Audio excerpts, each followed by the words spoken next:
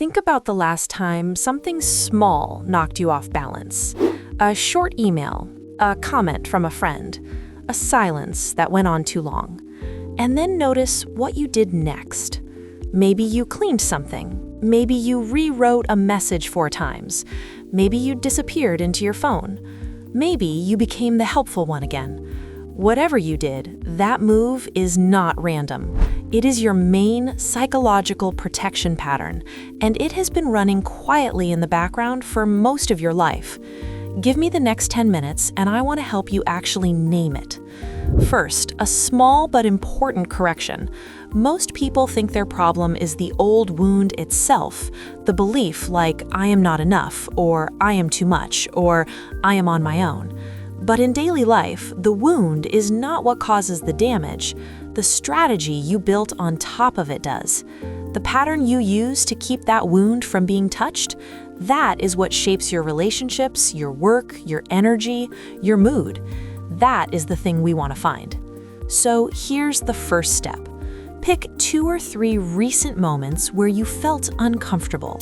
Not dramatic ones, just real ones. A conflict at work, a moment where a partner seemed cold, a message you avoided opening, a task you kept pushing. Picture each scene, then ask yourself one question. What did I do to feel safer? Not what I thought, what I did.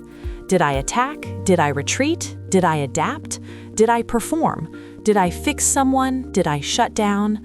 Write the answer as a plain sentence, not a label, a behavior.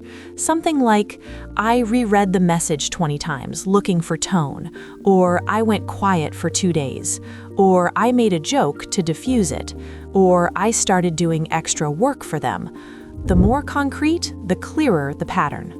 Now let me walk you through the main protection patterns so you can see which one keeps showing up in your notes. The first is perfectionism. The belief underneath is usually, I am only acceptable when I perform. Perfectionists look successful from the outside. Inside, there is a treadmill. Every achievement gives a short burst of relief, then the bar moves. Mistakes feel unsafe, not annoying. Praise works for about a day. Burnout shows up on schedule. The clue is simple. If your relief always comes from doing more and never from being, this is probably your pattern. The second is striving for harmony, sometimes called over-adaptation. The belief is, I must adjust to you so you do not leave. You suppress what you want. You scan faces. You agree too quickly. You feel sadness more easily than anger because anger was never allowed. Conflict does not feel risky, it feels life-threatening. People describe you as easygoing. You describe yourself, quietly, as tired. The tell is this: you often do not know what you actually want until someone else has decided. The third is the helper pattern. The belief is, I have to be needed to be loved. So you attach to people who are struggling. You fix, you carry, you stay. Your self-worth comes from being indispensable. The problem is not generosity. The problem is that you bind yourself to people who cannot give back because their dependence feels like safety.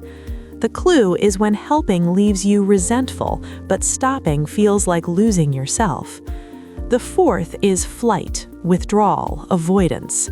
The belief is, I am too small to handle this. So you delay, you scroll, you oversleep, you disappear into work, you mentally check out mid-conversation. Your environment starts to pile up, literally and emotionally. Unopened mail, unanswered texts. Unspoken truths. The relief is instant. The cost is that the problems grow while you shrink. If your default is, I will deal with it later, and later rarely comes, this is likely yours. The fifth is camouflage or role-playing. The belief is, the real me is not acceptable, so you present a version: the reliable coworker, the funny friend, the low-maintenance partner. Even in close relationships, you keep a small distance. You rarely feel fully seen, but you rarely let yourself be. Anger builds inward until it freezes things. The giveaway is a quiet sentence many people say to themselves: "No one really knows me." The sixth is striving for power and control. The belief is, if I am not on top, I am under someone. So you argue, you insist, or you do the quieter version, which is stonewalling, sabotaging, controlling through detail and schedule. Perfectionism and rumination can live here too, dressed up as planning. The clue is that your nervous system, to use one of the few honest clinical terms, treats vulnerability as loss of footing. Letting go feels unsafe. The seventh is narcissistic overcompensation, not the meme version, the structural one. The belief underneath is, I am worthless, which is why an idealized self gets built on top. Specialness becomes a full-time job. Status, appearance, being the smartest in the room. Admiration works until it does not.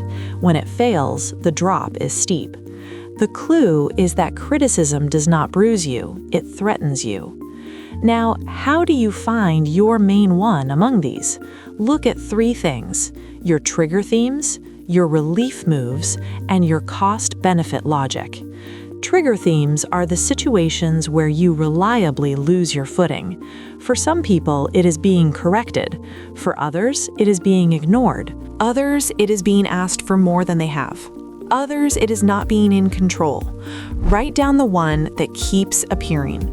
Relief moves are what you do to feel safe again within minutes. Perform harder, shrink, fix, disappear, perform a role, take charge, elevate yourself. That is your signature move. Cost-benefit logic is the honest part.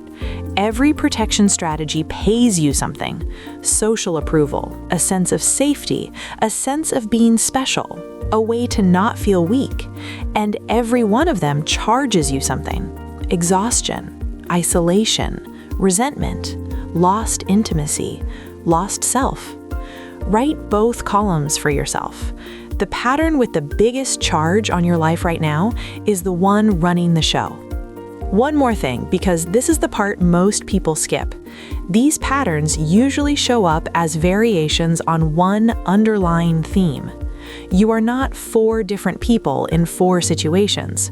You are one shadow with different costumes. Once you see the theme, the costumes stop fooling you. And here's the part I want you to leave with, because comfort is not the point. Finding your protection pattern is not about deciding you are broken. It is about realizing that a part of you has been doing the best job it could with very old information. That part of you is not the enemy, but it is also not in charge anymore.